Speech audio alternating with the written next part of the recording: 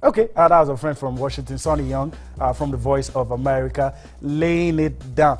He's not a Nigerian, but he seems to be more confident than you are. He says Nigeria will probably difficult time for Samson Siasa to take on the job. We all agree. Yeah, but I mean, we'll see, still get the job done. What gets us through is our Nigerianness, you know, our doggedness, the hope we always have, Nigerian spirit, despite adversity. I hope that gets us through tomorrow because. We have to be very. I insist on objectivity. I think Egypt are a better footballing team than us currently. I think that cohesiveness, we'll see them tomorrow. But let's see how the 12th man helps us also tomorrow. The fans will be, you know, behind us tomorrow. It's the Kaduna fans love their football. The son of the soil also be playing Ife Ambrose. Who started at Kaduna United. In fact, was captain of Kaduna United at a point in time. So let's just hope that we can get things right because 3 points is very important. We know that Alexandria is going to be a very tough one. We know that we can't go to Alexandria with this optimism, saying that we want to go and win over there. Yeah, let me play devil's advocate. Is there any way back if we do not get 3 points? Is there any way back? The only way is the hard way, and the hard way. You remember that movie? Yeah. Hard way, the only way. The only way is go to Alexandria. Is to go to Alexandria, win, or go to Alexandria, get a point, or improve your other results and progress as one of the best losers in the group stages. But here's the problem: Tanzania are also on 4 points with Nigeria because of the one against Chad and N'Djamena yesterday.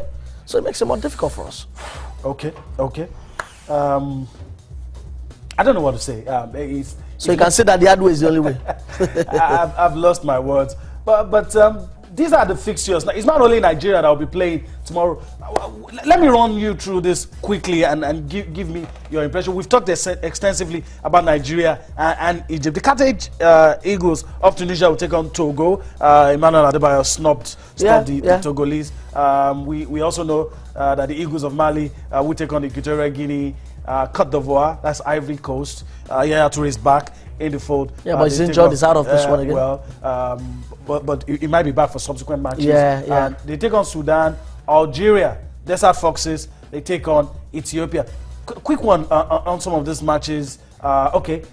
Swaziland take on Zimbabwe. Guinea take on Malawi. Mauritania take on Gambia. Any of these other matches that they're very interesting games. They are games that have got huge importance. Today we saw Ghana take care of themselves. They don't have to take care of themselves at all. They do. 3-1 against Mozambique. It was an uninspiring performance, but inspiring or non-inspiring, they always get the results. That's why I like the Black Comoros Stars. also, the island nation, got a big win today, 1-0. And a couple of days back, we saw Sao Tome and Principe against Libya. 15 minutes to go, they turned things around with a goal down. Guinea-Bissau also got a result against Kenya. South Sudan, South Sudan, they lost to Benin Republic there in Juba. So don't be surprised to see some big results in here. I think Gambia might go to Mauritania and get something, although Mauritania also showed that they are coming through. They held Senegal in the last round of qualifiers. I think they defeated Senegal, in fact. But Gambia are also an imagination. Remember, they've also made it to the final qualifiers phase of the World Cup qualifiers much later. The draw's coming through much later this year. But Swaziland also, they've got a huge statement to make against Zimbabwe. It's a home game. I won't be surprised to see Swaziland also in this one. But the big boys should do the business. I mean, Mali against Equatorial Guinea, Algeria against Ethiopia. Ethiopia also a decent team. Tunisia against Togo. Without Adebayo, they will always struggle. It's always their go-to man. If he's not there, they will struggle for inspiration, and Tunisia should take that one too. Okay, that's just it for you. It's not only going to be Nigeria, other teams will be in action as well. The results, we've talked about most of this already. Madagascar and Central African Republic won a piece. Comoros Islands defeated Botswana by a lone goal. Djibouti lost to Liberia 1-0. Of course, Ghana, Black Stars of Ghana. Yeah. Reliable Black Stars of Ghana. Always reliable. In spite of all the issues about Afram grants, they did what they had to do. 3-1 against Mozambique. South Sudan lost to Benin Republic.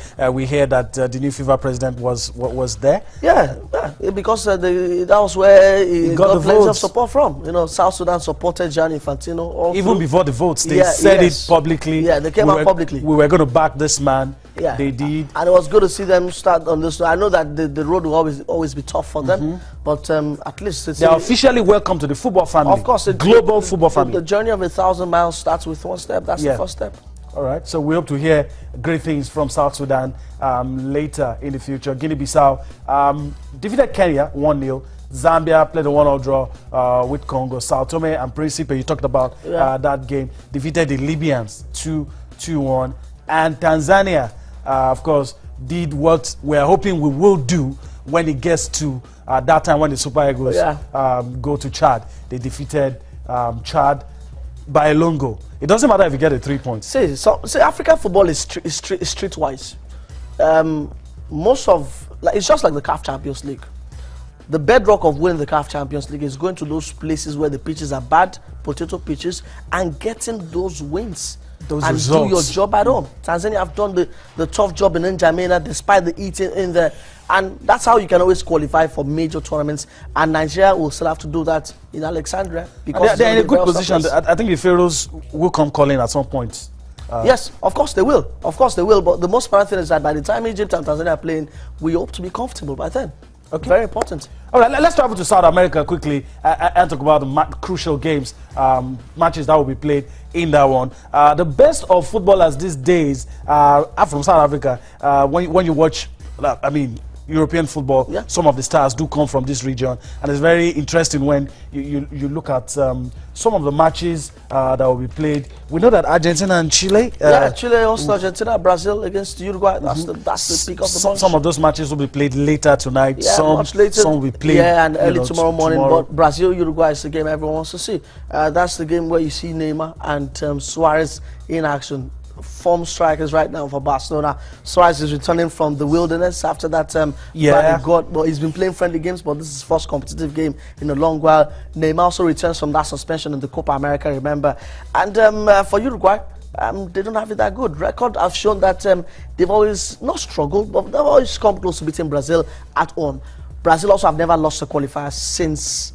They've never lost at home even since 1950 World Cup, except for the Brazil humiliation they suffered in the World Cup. But for Brazil, they've taken this one to Recife, a very difficult place for Uruguay to cope. I think last 3 games these teams have played in Brazil, Uruguay have come close to beating them. 2002 it was 1-1, Brazil late goal. I think 4 years later it was 3-2, Brazil coming back to win that one, and the most recent one too. But for Uruguay, they've got defensive crisis. There's a big...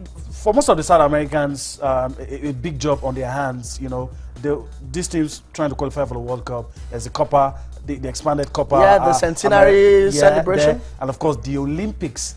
And that has caused the rifts. You know, where Ronaldo de Lima is talking about the fact it's very awkward for Brazil to tell Neymar whatever competition he wants to play, that the Olympics or the Copa America. But I think Neymar needs to come good in this one because he struggled recently with Brazil. He struggled recently. He could have had a fine tournament at the Copa America, but was cut short by his moments of rage or madness, you want to call it. But Dunga's also got a problem. He needs to fix him as a number 9 or playing from the left.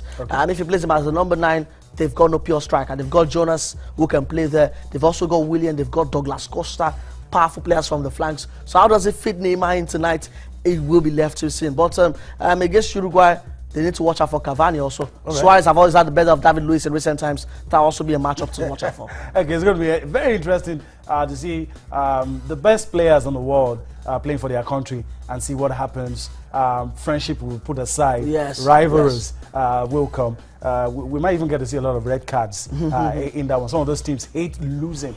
All right, let's go on a break. When we come back from that break, we'll talk about domestic football in Nigeria, Nigeria Professional Football League, matches played yesterday, some other matches played today. We'll take a look at the table, we'll take a look at the results, we'll take a look at everything going down in the Nigeria Professional Football League. We'll go on that break and we'll be back for more on Sports Tonight.